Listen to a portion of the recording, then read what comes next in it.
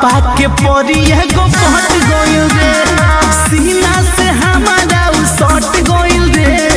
पापा के परी एगो पट गइल रे। अरे साला इतना तो बढ़िया रे घटल बा, और बोल आगे का भइल।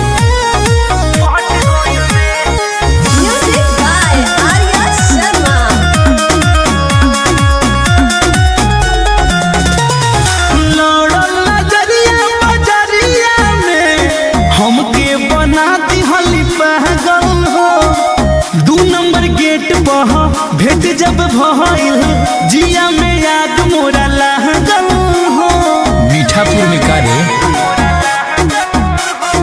लड़ल नजरिया बजरिया में, हमके बना दिहली पागल हो, 2 नंबर गेट बह भेट जब भइल, जिया में आग मोरा लागल। बात बात में खेला निपट गइल रे,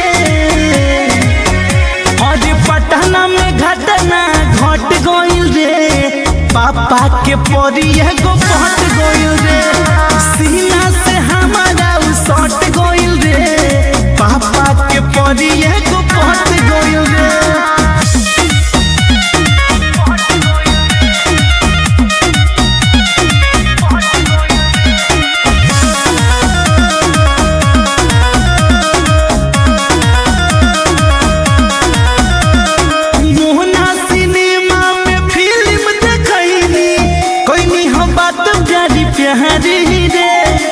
हाथों में हाथ धके जू घूमत रही, देखले बपर नो बिहारी रे। अरे तू कहाँ से आ गई। मोहना सिनेमा में फिल्म देखनी, कोई नहीं हो बात प्यारी प्यारी रे। हाथों में हाथ धके जू घूमत रही, देखले बपर नो बिहारी रे। आके मोहनों के कोरा में झपट गइल रे,